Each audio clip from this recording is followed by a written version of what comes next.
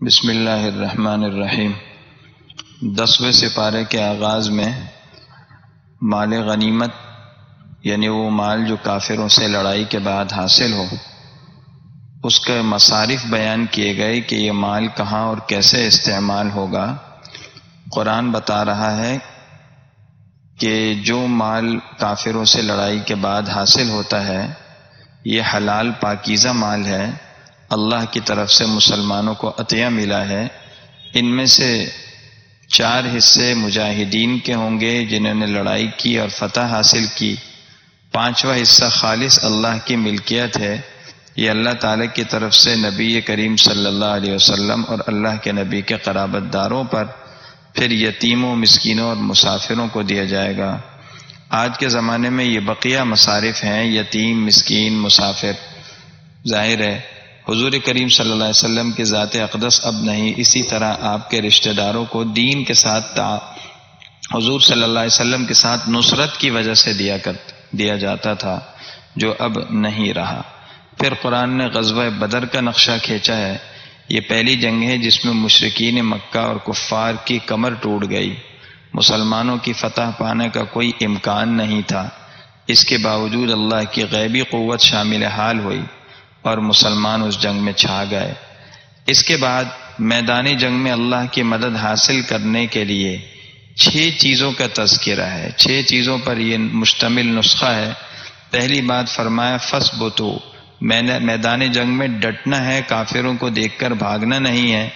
دوسری بات کثرت سے اللہ کا ذکر کرنا ہے۔ نمبر 3 اللہ و رسول کی اطاعت کی جائے، یعنی اس میدان جنگ میں کوئی گناہ کا نافرمانی کا کام نہیں کرنا۔ چوتھی بات آپس کے اختلافات سے بچنا ہے، اجتماعیت رکھنی ہے۔ 5ویں بات جنگ میں ناموافق حالات آئیں یا سخت حالات آ جائیں تو صبر کرنا ہے۔ اور 6ٹھی بات تکبر اور ریا کرنے سے احتیاط کرنی ہے۔ آگے فرماتے ہیں وَأَعِدُّوا لَهُم مَّا اسْتَطَعْتُم مِّن قُوَّةٍ وَمِن رِّبَاطِ الْخَيْلِ۔ مسلمانوں کی ذمہ داری ہر دور میں ہے، آج کے دور میں بھی، کہ کافروں کے مقابلے میں عسکری اور اقتصادی بھرپور تیاری کریں۔ حدیث پاک میں قوت کی تفسیر تیر سے کی گئی ہے، تیر کمان سے اور تیر چلانے سے۔ موجودہ دور کے جو جدید ہتھیار ہیں، ٹینک ہیں، بم ہیں اور جو جدید اسلحے ہیں، وہ سب اس کے اندر داخل ہیں۔ مسلمانوں کی ایک خاص تعداد پر ضروری ہے کہ وہ اس کو سیکھے اور اس کی مشق کرے۔ اس کے علاوہ تعلیمی اعتبار سے اپنے آپ کو مضبوط کرنا اور اس کے ساتھ ساتھ نظریاتی اور جغرافیائی سرحدوں کی حفاظت کی کوششیں کرتے رہنا، یہ بھی ایک درجے میں اس کے اندر داخل ہے۔ یاد رکھیے جنگ کے لیے تیاری کرنا مسلمانوں پر فرض ہے، اسی سے وہ اسلام، دارالاسلام اور مسلمانوں کی حفاظت کر سکیں گے۔ آگے ایک واقعے کا تذکرہ ہے۔ غزوہ بدر میں مسلمانوں کو فتح ہو گئی تو 70 کافر قید ہوئے۔ حضور صلی اللہ علیہ وسلم نے صحابہ سے مشورہ کیا، ایک جماعت کی رائے تھی کہ انہیں فدیہ لے کر چھوڑ دیا جائے، اللہ کے نبی کی بھی یہی رائے ہوئی۔ حضرت فاروق اعظم اور سعد بن معاذ رضی اللہ عنہم کی رائے تھی انہیں قتل کر دیں۔ رسول اللہ صلی اللہ علیہ وسلم رحمت للعالمین تھے، اس لیے حضور صلی اللہ علیہ وسلم نے فدیہ والی رائے کو پسند کیا، ان سے مال لیا گیا، اس کے عوض انہیں چھوڑ دیا گیا۔ اللہ تعالیٰ نے تنبیہ فرمائی، بہتر یہ تھا کہ ان کو قتل کیا جاتا، ان کافروں کو، تاکہ روب بیٹھ جاتا اور ایک دھاگ بیٹھ جاتی مسلمانوں کی اور آئندہ کسی کو جرأت نہ ہوتی۔ پھر اللہ تعالیٰ نے آگے ایک اور بات کا ذکر کیا ہے کہ شروع اسلام میں جب مسلمان ہجرت کر کے مدینے آ گئے تو ایک مہاجر اور ایک انصاری آپس میں بھائی بھائی بنا دیے گئے۔ ابتدائی ہجرت میں اس بنیاد پر ایک دوسرے کے وہ وارث بھی ہوتے تھے، پھر بعد میں قرآن نے کہا کہ نہیں، جو رشتہ دار ہیں وہی وارث ہوں گے۔ جو آپس میں بھائی بنا دیے گئے وہ دینی اعتبار سے تو بھائی ہیں، لیکن وراثت میں اب ان کا کوئی حصہ نہیں ہے۔ سورہ برات شروع ہو رہی ہے جس کو سورہ توبہ بھی کہتے ہیں، اس میں مخلصین صحابہ کی داستان توبہ کا تذکرہ ہے اور اس کے ساتھ ساتھ کافروں سے برات بھی ہے، اس لیے یہ دونوں نام اس کے درست ہیں۔ ابتدا میں کافروں سے برات کا اعلان ہے۔ کافروں کی ایک قسم وہ تھی جن سے کوئی معاہدہ صلح کا نہیں ہوا تھا، اور ایک وہ لوگ تھے جن سے صلح کا معاہدہ ہوا لیکن مدت متعین نہیں ہوئی تھی۔ قرآن کہہ رہا ہے کہ ان دونوں کا حکم یہ ہے کہ ان کو 4 ماہ کی مہلت دو فتح مکہ کے بعد۔ اگر وہ اسلام قبول کر لیں تو ٹھیک ہے، یا جزیرہ عرب سے باہر نکل جائیں تو بھی اجازت ہے، ورنہ ان کو جنگ کا سامنا کرنا ہوگا۔ تیسری قسم وہ تھی جن سے معاہدہ خاص مدت کے لیے ہوا، قرآن کہتا ہے ان کے معاہدے کی جتنی مدت باقی ہے اس کو پورا کرو۔ چوتھی قسم وہ تھی کہ جنہوں نے معاہدے کو توڑ دیا تھا، مشرکین مکہ وغیرہ نے، حج کے موقع پر ان سے برات کا اعلان کیا گیا تھا، جو کہ خود حرمت والا مہینہ تھا، اس کے بعد محرم بھی حرمت والا مہینہ تھا، اس وجہ سے محرم کے آخر تک ان کو مہلت مل گئی کہ اگر وہ ایمان نہ لائیں یا جزیرہ عرب سے باہر نہ جائیں تو ان کو قتل کیا جائے۔ بہرحال اب مسئلہ یہی ہے کہ جزیرہ عرب میں کافروں کو نہیں چھوڑا جاتا۔ حنفی مسلک میں اس کا مطلب یہ ہے کہ کافر غالب ہو کر حاکم بن کر وہاں نہیں رہیں گے، اگر محکوم رہے، کسی دوسری حیثیت سے رہے تو کچھ گنجائش بھی ہو سکتی ہے۔ قرآن اس کے بعد کہتا ہے کہ اگر مشرک اور کافر مسجد کی تعمیر کا کام کریں، جیسے بیت اللہ کے پاس مشرکین کیا کرتے تھے، حاجیوں کو پانی پلاتے تھے، اس پر فخر کرتے تھے مسلمانوں کے مقابلے میں، قرآن کہتا ہے یہ سارے کام اچھے ہیں لیکن یہ ایمان کے اس کے لیے ضروری ہے۔ مشرک اللہ کی مسجد کو تعمیر کرنے کا حقدار نہیں ہے۔ اصل اللہ کی مسجد کو تعمیر کرنے والے کون ہیں؟ ایمان والے، نماز و زکوٰۃ کی پابندی والے اور اللہ ہی سے ڈرنے والے۔ یاد رکھیے، جس طرح مسجد کو گارے مٹی سے بنانا اور اس کو مزین کرنا، خوبصورت بنانا یہ مسجد کا حق ہے، اسی طرح مسجد کو اعمال سے آباد کرنا یہ بھی مسجد کا تعمیر کا دوسرا پہلو ہے، اور یہ بھی بہت ضروری ہے۔ یہ بھی مسلمانوں کی اجتماعی ذمہ داری ہے کہ مسجد کو باجماعت نمازوں سے، دین کی تعلیم سے، تبلیغ کے حلقوں سے آباد کریں۔ عہد نبوی میں مسجد ان سارے کاموں کے لیے استعمال ہوتی تھی۔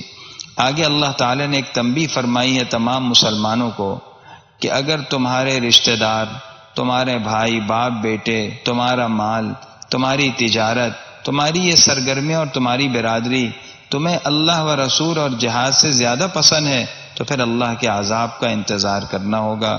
مسلمانوں کے لیے یہ زبردست جھڑکی ہے۔ پتہ چلا مسلمان کے دل میں اللہ کے سوا کسی کی محبت نہیں ہوتی۔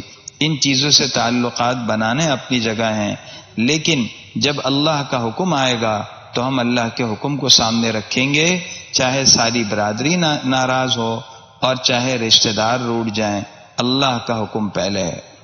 آگے غزوہ حنین کا تذکرہ ہے۔ غزوہ حنین میں مسلمانوں کے پاس بہت بڑا لشکر تھا، بعض جگہ لکھا ہے تقریباً 14,000، کہیں اس کے علاوہ بھی تعداد لکھی ہے۔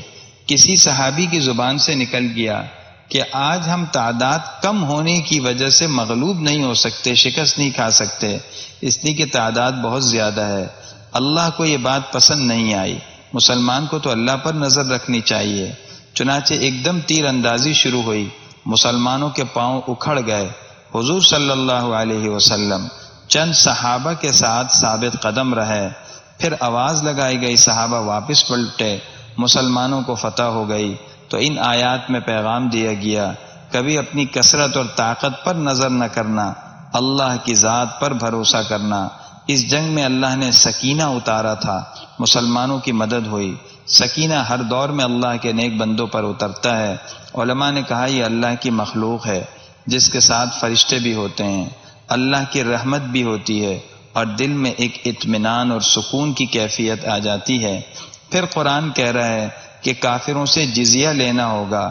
حضور کریم صلی اللہ علیہ وسلم کی مبارک زندگی میں جزیرہ عرب میں جو بھی غیر مسلم لوگ رہتے تھے وہ جزیہ ادا کرتے رہے، اور حضور صلی اللہ علیہ وسلم کی وصیت کے مطابق حضرت عمر رضی اللہ عنہ کے دور خلافت میں اہل کتاب کو جزیرہ عرب سے بھی نکال دیا گیا۔ آج بھی اگر مسلمان طاقتور ہوں تو ہونا یہ چاہیے کہ اسلامی ملک میں جو کافر رہے وہ جزیہ دے کر اور جزیہ ادا کر کے رہے۔ پھر قرآن کہتا ہے کہ مشرکین کی طرح یہود و نصارہ نے بھی شرک کیا، یہود نے حضرت عزیر علیہ السلام کو اللہ کا بیٹا اور نصارہ نے حضرت عیسیٰ علیہ السلام کو اللہ کا بیٹا کہا۔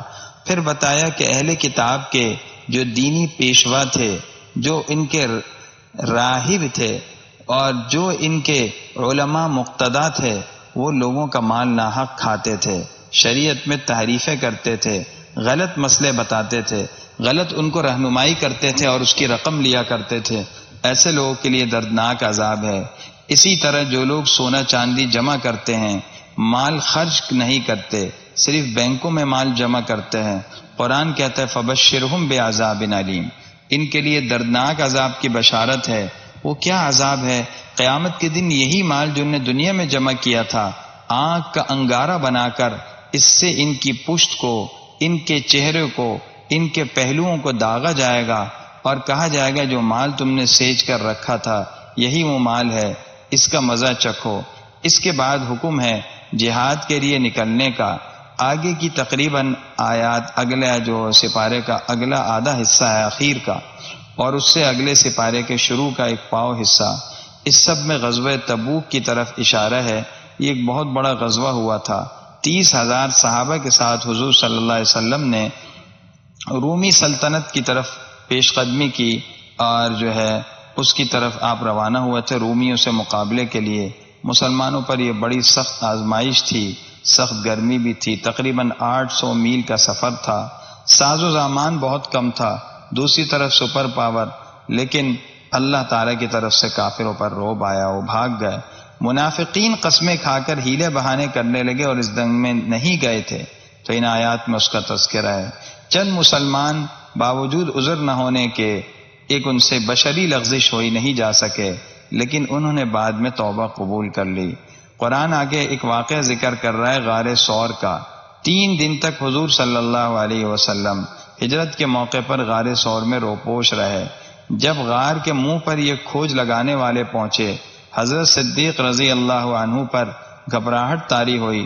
فرمایا کہ انہوں نے ہمارے پاؤں دیکھ لیے، تو اگر انہوں نے اپنے پاؤں پر دیکھا تو ہم نظر آ جائیں گے، اس لیے کہ غار نشیب میں تھا۔ اللہ کے نبی نے ان کو تسلی دی، لا تحزن ان اللہ معنا، آپ غم نہ کیجئے، اللہ ہمارے ساتھ ہیں، جس کے ساتھ اللہ ہو اس کا کوئی بال بیکا نہیں کر سکتا۔ علماء نے لکھا ہے اذ یقول لصاحبہ، حضرت ابو بکر کا ذکر صاحب کے لفظ سے کیا گیا۔ یہ آیت سری دلیل ہے کہ حضرت ابو بکر صحابی ہیں، جو ان کے صحابی ہونے کا انکار کرے گا وہ مسلمان نہیں رہے گا۔ اس کے بعد زکوٰۃ کے 8 مصرف بیان کیے، ان 8 میں سے کسی جگہ خرچ کر سکتے ہیں۔ فقیر پر خرچ کریں، جس کے پاس نصاب کے بقدر مال نہ ہو وہ فقیر ہے۔ نمبر 2 مسکین، جس کے پاس سرے سے مال نہیں ہے۔ نمبر 3 وہ حکومتی کارندے جو زکوٰۃ کا مال جمع کرتے ہیں، ان کو زکوٰۃ کے مال سے معاوضہ دیا جا سکتا ہے۔ نمبر 4 وہ نو مسلم جو ضرورت مند ہیں، ان کو اسلام پر جمانے کے لیے زکوٰۃ دی جائے۔ لیکن علماء نے لکھا یہ بات پرانے زمانے میں تھی، اب یہ حکم منسوخ ہو گیا۔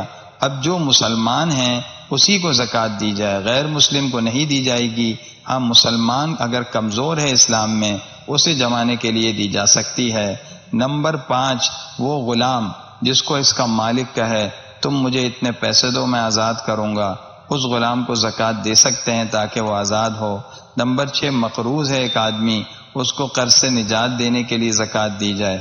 نمبر 7 وہ مجاہد جو اللہ کے راستے میں جہاد کر رہا ہے، اس کے پاس جہاد کا سامان نہیں ہے۔ اسی طرح جو لوگ دینی کاموں میں مشغول ہیں، مدارس کے طلباء اساتذہ، ان کو بھی زکوٰۃ دی جا سکتی ہے۔ اور نمبر 8 وہ مسافر جن کے پاس اپنے گھر میں تو خرچے پیسے ہیں لیکن سفر میں خرچہ نہیں رہا، اسے ضرورت پڑ گئی، اس کو بھی زکوٰۃ دی جا سکتی ہے۔ اس کے بعد قرآن نے منافقوں کی ایک اور نشانی کی طرف اشارہ کیا، الذین یلمزون المطوعین من المؤمنین فی الصدقات۔ منافقوں کی ایک نشانی ہے کہ خود تو کچھ نہیں کرتے، دوسروں پر طعن کرتے ہیں، تبصرے کرتے ہیں، بھپتیاں کستے ہیں اور مذاق اڑاتے ہیں۔ کچھ صحابہ نے خوب مال خرچ کیا، منافقین کہنے لگے یہ تو دکھاوا کر رہے ہیں۔ کوئی ایک صحابی تھے، ان کے پاس کچھ نہیں تھا، محنت مزدوری کر کے چند پیسے حاصل کیے، وہ اللہ کی راہ میں خرچ کیے۔ منافقین کہنے لگے ان کے پیسوں سے اللہ کو کیا فائدہ ہوگا۔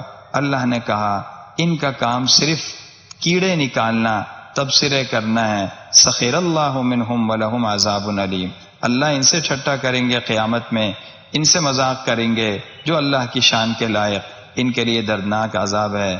پھر قرآن کہہ رہا ہے، نبی کو کہا جا رہا ہے آپ ان کے لیے استغفار کریں گے تو اس کا کوئی فائدہ نہیں ہوگا۔ حضور صلی اللہ علیہ وسلم نے عبداللہ بن ابی کے صاحبزادے حضرت عبداللہ کی خواہش پر عبداللہ بن ابی کا جنازہ پڑھایا اور کسی مصلحت سے پڑھایا تھا، اللہ تعالیٰ نے یہ آیت نازل کر دی، اب کسی کافر اور منافق کے جنازہ پڑھانے کی اجازت نہیں ہے۔ اس میں ہمارے لیے سبق ہے کہ کافر اور منافق کے بارے میں نبی کا جنازہ پڑھانا اور نبی کا ان کو اپنی قمیص پہنانا قبول نہیں ہو رہا۔ معلوم ہوا اصل چیز ایمان ہے۔ قرآن آگے یہ بتا رہا ہے کہ یہ منافق دوسروں کو کہتے ہیں کہ گرمی ہے جہاد پہ نہ جاؤ، ارے آخرت کی گرمی کو یاد رکھو، جہنم کی آگ بہت سخت ہے، اگر جہنم کی آگ کی حرارت سے بچنا چاہتے ہو تو دنیا کے اندر نیک اعمال کرنے ہوں گے، دنیا کی گرمی اور محنت مشقت کو برداشت کرنا ہوگا۔ اللہ ہم سب کو توفیق عمل عطا فرمائے۔ وآخر دعوانا الحمد للہ رب العالمین۔